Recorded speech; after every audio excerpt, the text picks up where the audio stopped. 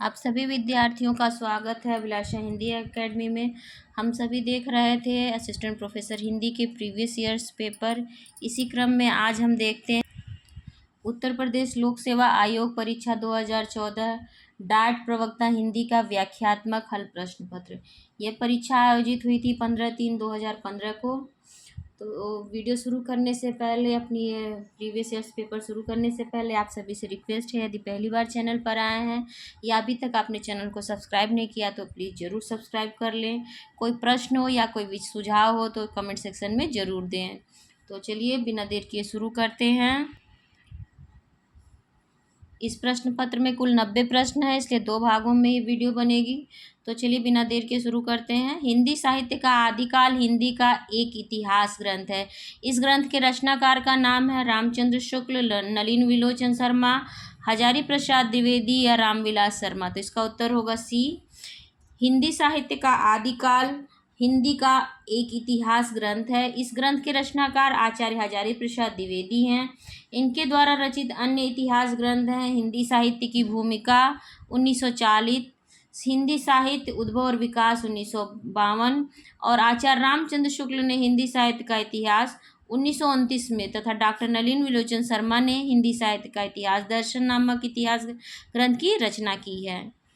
दूसरा प्रश्न है, हिंदी साहित्य का अतीत नामक इतिहास ग्रंथ के रचनाकार का नाम है विश्वनाथ प्रसाद मिश्र, रामचंद्र शुक्ल, डॉक्टर रामकुमार वर्मा या गणपति चंद्र गुप्त। तो इसका उत्तर होगा ए।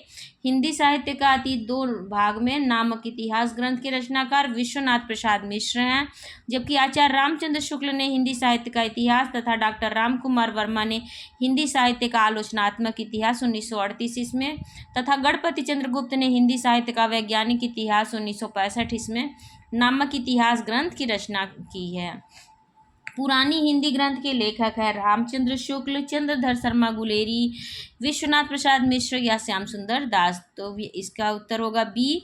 पुरानी हिंदी ग्रंथ के लेखक चंद्रधर शर्मा गुलेरी हैं, जबकि आचार्य रामचंद्र शुक्ल ने हिंदी साहित्य का इतिहास तथा डॉक्टर श्याम सुंदर दास ने हिंदी कोविद रत्नमाला तथा विश्वनाथ प्रसाद ने हिंदी साहित्य का अतीत नामक इतिहास ग्रंथ लिखा है। देखिए 3 प्रश्न आपके केवल इतिहास ग्रंथ से ही पूछ लिए हैं। इसमें मुकरी लिखने का सर्वप्रथम प्रयास किस कवि ने किया था? स्वयंभू ने, जगनिक ने, अमीर खुसरो ने या कुंभन दास ने। तो इसका उत्तर होगा सी। मुकरी लिखने का सर्वप्रथम प्रयास अमीर खुसरो ने किया था। खुसरो की पहेलियाँ तथा मुकरियों में उक्ति वैचित्र की प्रधानता थी। इनके द्वारा रचित अन्य ग्रंथ हैं खालिक बारी, पहेलियाँ, दो सुखने, गजल आदि। 5वां प्रश्न है, भक्तमाल के रचयिता नाभादास के गुरु का नाम था नरहरिदास, वल्लभाचार्य, विठलनाथ, अग्रदास। तो इसका उत्तर होगा डी। भक्तमाल के रचयिता नाभादास के गुरु का नाम अग्रदास था। नाभादास ने सन 1885 इसके आसपास ब्रज भाषा में भक्तमाल की रचना की। भक्तमाल में 200 कवियों का जीवन वृत्त और उनकी भक्ति की महिमा सूचक बातों को 316 छप्पयों में लिखा गया है। सभी सूफी मुक्तक काव्य का प्रथम रचयिता इनमें से कौन सा कवि था? मुल्ला दाऊद, अमीर खुसरो, शेख फरीद या कुतुबन। तो इसका उत्तर होगा बी। सूफी मुक्तक काव्य के प्रथम रचयिता अमीर खुसरो हैं। अमीर खुसरो का वास्तविक नाम अब्दुल हसन था। खुसरो द्वारा रचित ग्रंथ है खालिक बारी, पहेलियाँ, मुकरियाँ, दो सुखने, गजल आदि। 7वां प्रश्न, सूफी काव्य परंपरा का एक ग्रंथ है इंद्रावती। इसके रचनाकार थे जायसी, कासिम शाह, मंझन या नूर मोहम्मद। तो इसका उत्तर होगा डी। सूफी काव्य परंपरा का ग्रंथ इंद्रावती के रचनाकार नूर मोहम्मद हैं। इस ग्रंथ में कालिंजर के राजकुमार राजकुंवर और आगमपुर की राजकुमारी इंद्रावती की प्रेम कहानी है। आचार्य शुक्ल ने नूर मोहम्मद कृत इंद्रावती से सूफी आख्यान काव्यों की अखंडित परंपरा की समाप्ति मानी है। इनके द्वारा रचित अन्य ग्रंथ हैं अनुराग बांसुरी तथा फारसी भाषा में रौजतुल हकाहक है। तुलसी गंग दो भय सुकविन के सरदार उक्ति के रचनाकार हैं भिखारी दास, केशव दास, रहीम या कवि गंग। तो इसका उत्तर होगा ए। तुलसी गंग दो भय सुकविन के सरदार उक्ति के रचनाकार भिखारी दास हैं। इनके द्वारा रचित अन्य उक्ति है काव्य की रीति सीखी सुकविन सो। हीनयान और महायान शाखा किस धर्म से संबंधित रहे हैं? जैन धर्म, वैदिक धर्म, इस्लाम धर्म या बौद्ध धर्म? तो इसका उत्तर होगा डी, हीनयान और महायान शाखा बौद्ध धर्म से संबंधित रहे हैं। चतुर्थ बौद्ध संगीति के बाद बौद्ध धर्म दो भागों में हीनयान और महायान में विभाजित हो गया। बौद्धों की एक शाखा महायान आगे चलकर वज्रयान में परिवर्तित हो गई और यही वज्रयानी सिद्ध कहलाए। सिद्ध साहित्य के प्रथम कवि सरापा कहे जाते हैं। इनकी रचना दोहा कोश है। कबीरवाड़ी के डिक्टेटर थे कथन के लेखक हैं रामचंद्र शुक्ल, गोविंद त्रिगुणायत, हजारी प्रसाद द्विवेदी या रामचंद्र तिवारी? तो कबीरवाड़ी, इसका उत्तर होगा सी, ज्ञान मार्गी शाखा के निर्गुण कवि कबीर की भाषा को आचार्य हजारी प्रसाद द्विवेदी ने वाड़ी का डिक्टेटर कहा, जबकि आचार्य रामचंद्र शुक्ल ने कबीर की भाषा को सधुकड़ी तथा श्याम सुंदर दास ने पंचमेल खिचड़ी कहा है। ये बहुत ही इम्पॉर्टेंट है, ये तीनों ही विद्वानों की ये उक्तियाँ जो इन्होंने कबीर के बारे में कही हैं। हरिदासी संप्रदाय को अन्य नाम से भी पुकारा जाता है। ये नाम अष्टछाप संप्रदाय, राधा वल्लभ संप्रदाय, सखी संप्रदाय या चिंत्य संप्रदाय? तो इसका उत्तर होगा सी, हरिदासी संप्रदाय को सखी संप्रदाय के नाम से भी पुकारा जाता है। स्वामी हरिदास ने वृंदावन में निम्बार्क मतांतर्गत सखी संप्रदाय या टाटी संप्रदाय की स्थापना की। अकबर के दरबारी गायक तानसेन स्वामी हरिदास के शिष्य थे। सखी संप्रदाय में निकुंज बिहारी श्री कृष्ण सर्वोपरि हैं। नेहि महाब्रज भाषा प्रवीण और सुंदर तानि के भेद को जाने। भाषा प्रवीण स्वच्छंद सदा रहे, सो घन जी के कवित्व बखाने। कवि प्रशस्ति में लिखा गया उक्त सवैया किसका है? ब्रजनाथ का, घनानंद का, ठाकुर का या बोधा का? तो इसका उत्तर होगा ए, कवि प्रशस्ति में लिखा गया उक्त सवैया ब्रजनाथ का है। उक्त पंक्ति में रीतिकालीन कवि घनानंद के बारे में कहा गया है। 13वां प्रश्न, निम्नलिखित में से कौन सा कथन स्वच्छंदतावाद की विशेषता नहीं है? बाह्य भावावेग पर बल, कल्पना व्यापार का महत्व, व्यक्ति स्वातंत्र्य पर बल, डी है मानवतावादी जीवन दृष्टि पर बल? तो इसका उत्तर होगा ए, बाह्य भावावेग पर बल स्वच्छंदतावाद की विशेषता नहीं है, जबकि कल्पना व्यवहार का महत्व, व्यक्ति स्वातंत्र्य पर बल, मानवतावादी जीवन दृष्टि पर बल स्वच्छंदतावाद की विशेषताएं हैं। निराला के अनुसार हिंदी में मुक्तक काव्य किस छंद की बुनियादी पर सफल हो सकता है? रोला, दोहा, चौपाई या कवित्त? तो इसका उत्तर होगा डी, निराला के अनुसार हिंदी में मुक्तक काव्य कवित्त छंद की बुनियाद पर सफल हो सकता है।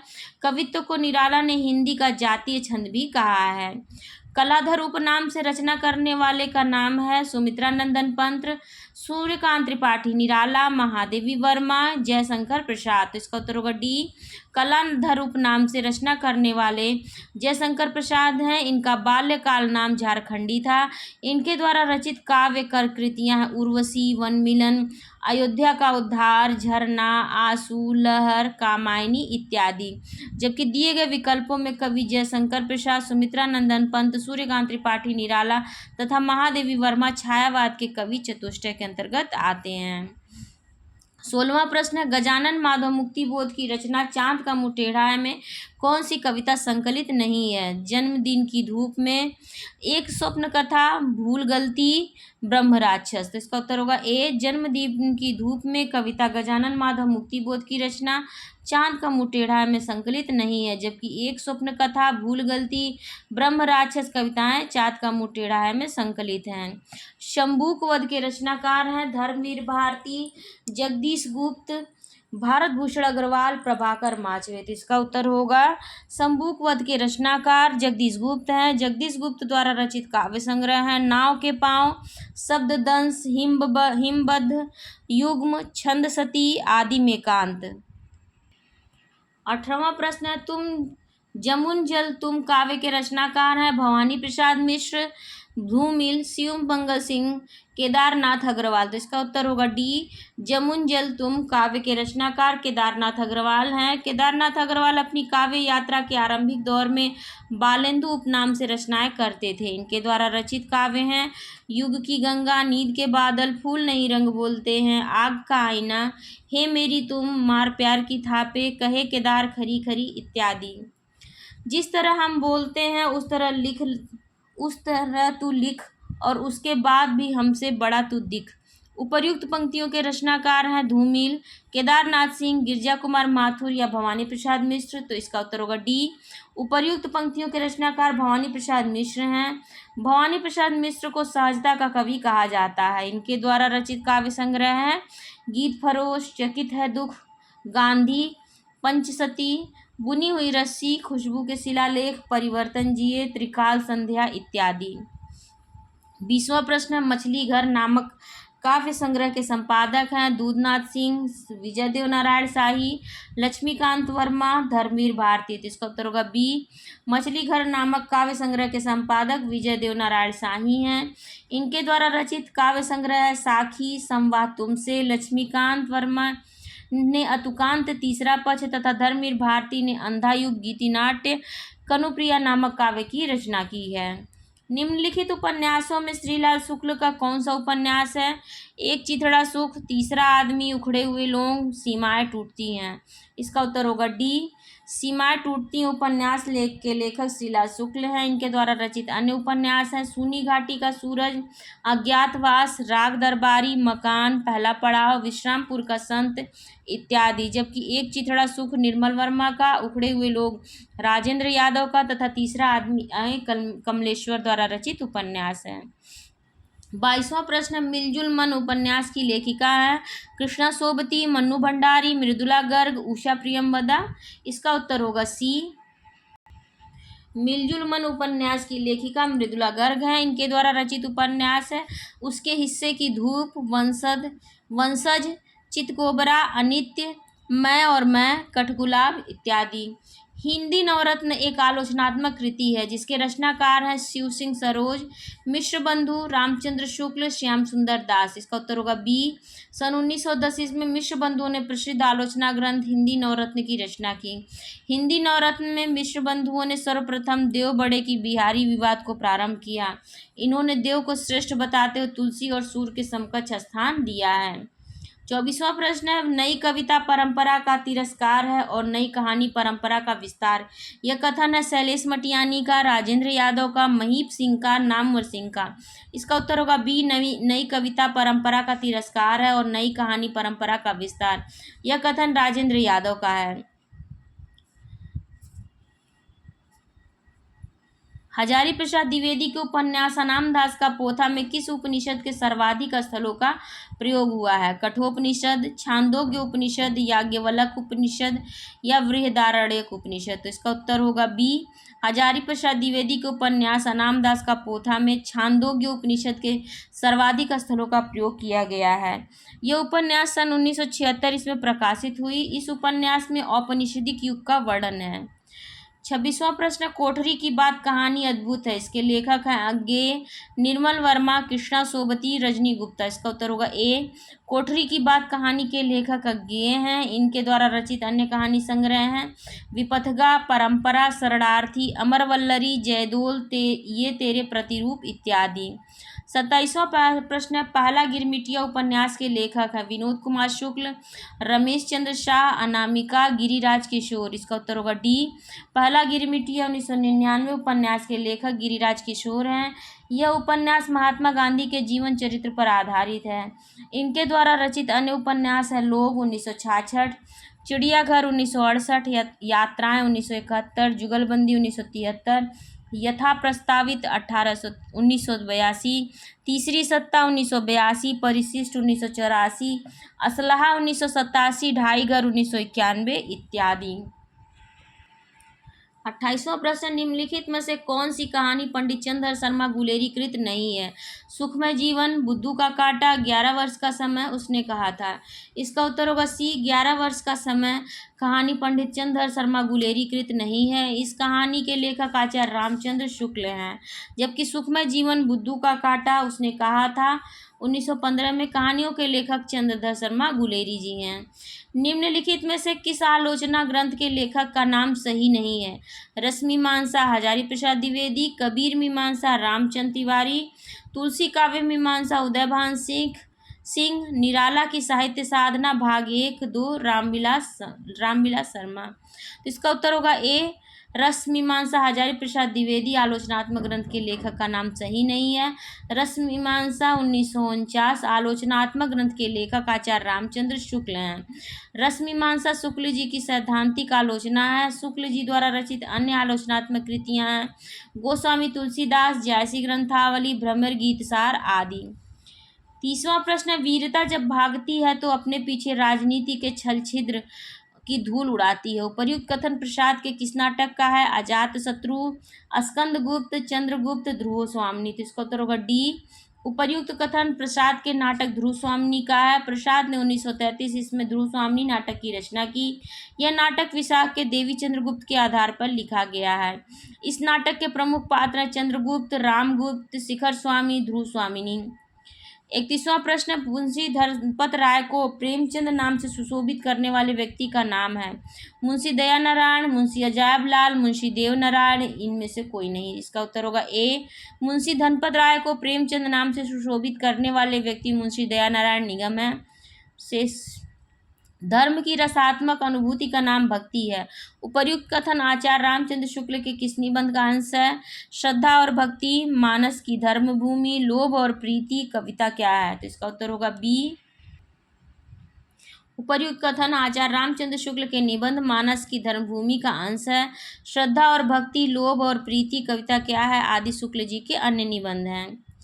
मेरे राम का मुकुट भीग रहा है निबंध अपने समय में बड़ा चर्चित रहा।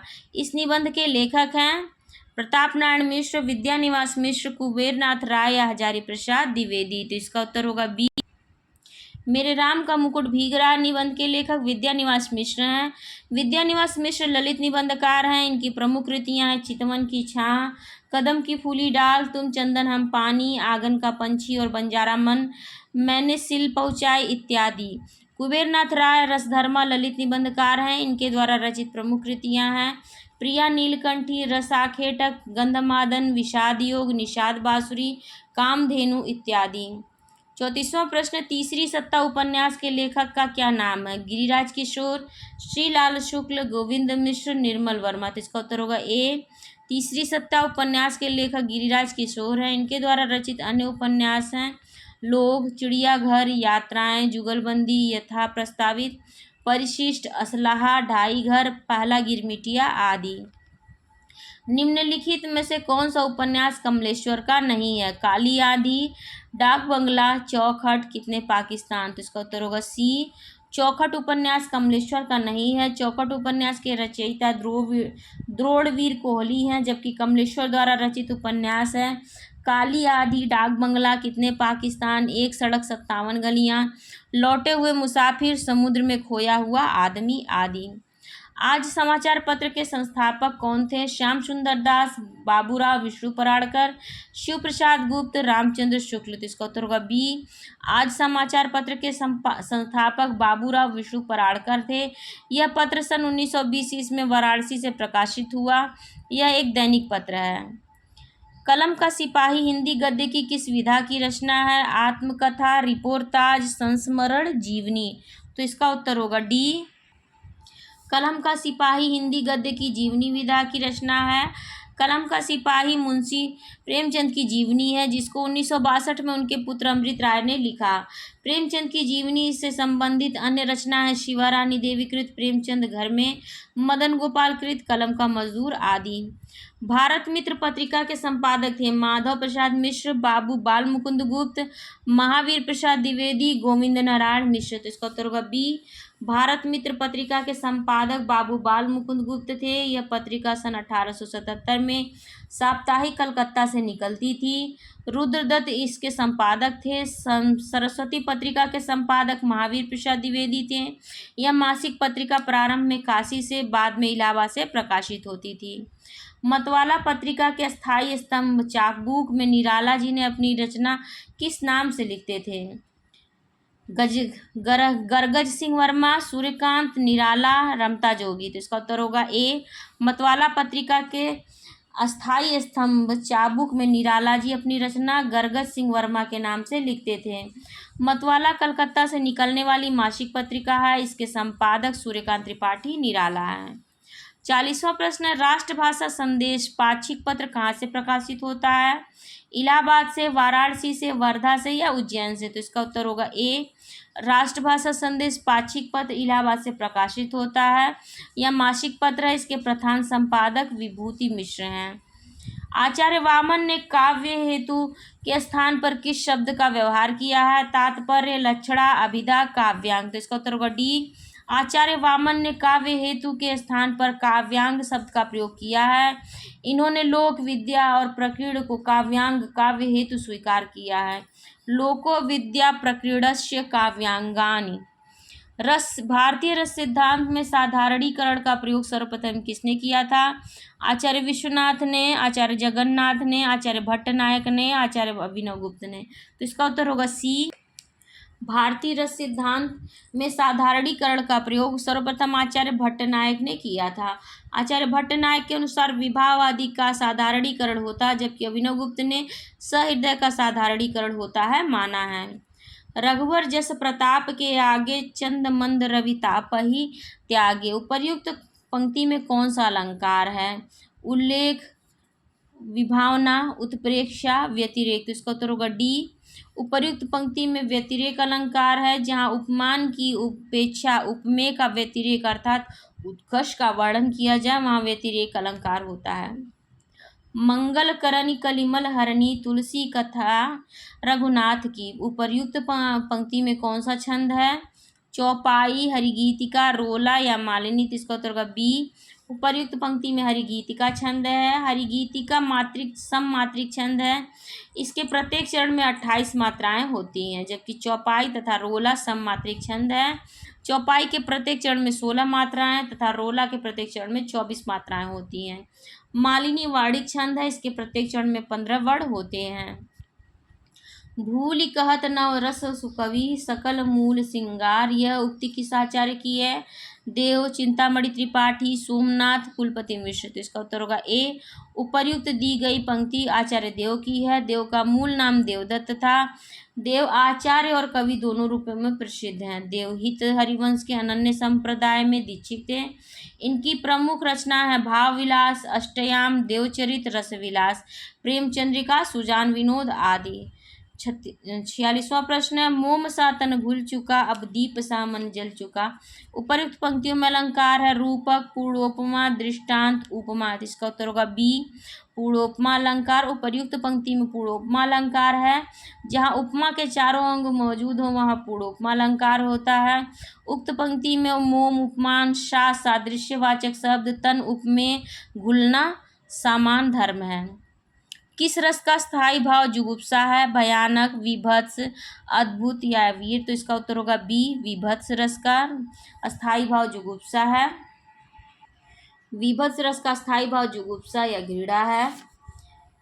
विभत्स रस में मांस, रुधिर, धार, पीत, मवाद आदि घृणोत्पादक वस्तुओं का वर्णन होता है। जैसे सिर पर बैठे हो काग, आँख दो खात निकारत, खींचहि जे जीभ हंसियार, अति ही आनंद उर्धारत, गीध जांग को खोदी खोदी कै मांस उपारत, स्वान अंगुरीन को काटि काटि कै खाद विदारत। तो अब इस प्रीवियस ईयर्स पेपर को मैं यहीं पर विराम देती हूँ। इसके 48वें प्रश्न से इसके दूसरे भाग में वीडियो बनेगी। तब तक आप लोगों को प्रैक्टिस सेट कैसी लग रही है ज़रूर बताइएगा, और कितनी उपयोगी लग रही है। कोई सुझाव हो या कोई प्रश्न हो हिंदी साहित्य या हिंदी व्याकरण से संबंधित तो आप कमेंट सेक्शन में पूछ सकते हैं। मुझे मेरे FB पेज पे भी फॉलो कर सकते हैं। मेरे टेलीग्राम चैनल से भी आप चाहें तो जुड़ सकते हैं। वहाँ पठन पाठन के अतिरिक्त भी आपको अतिरिक्त सामग्रियाँ मिलती रहती हैं। तो पहली बार चैनल पर आए हैं या अभी तक चैनल को सब्सक्राइब नहीं किया तो ज़रूर सब्सक्राइब कर लीजिए। अपने एजुकेशनल ग्रुप में इसे शेयर करना ना भूलें और अपने विचारों से मुझे ज़रूर अवगत कराएं। आप सभी का बहुत बहुत धन्यवाद।